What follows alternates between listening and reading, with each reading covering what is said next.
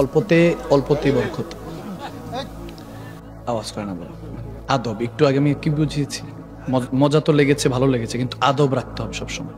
হুজুরদেরকে কখনো বলবো না হুজুর আরেকটা গান, এটা বলেন ওটা বলেন, কখনো না। চিঠির মাধ্যমে দিব, বুঝাই দেবো, আদব যাতে রাখে, যাতে হুজুর পেয়ে চিন্তা করে না ছেলেটা এত ভালোবেসে সম্মান রেখেছে, আল্লাহ তাকে বরকত দিও, অন্তর থেকে দোয়া চলে যাবে, ঠিক না?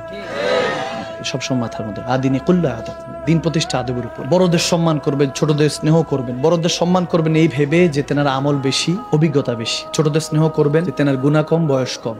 এভাবে স্নেহ এবং ভালোবাসা, ইজ্জত সম্মান দিয়ে মানুষকে সাথে পরিচয় হবেন, ইন্ট্রোডিউস হবেন। নিজের তারিফ করবেন না, আপনি ওনার তারিফ শুনতে চাইবেন।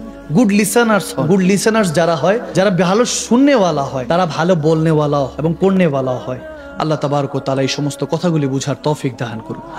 खौफ ना रख रजा जरा, तू तो है अब्दे मुस्तफा, तेरे लिए अमान है, बस तेरे लिए अमान है।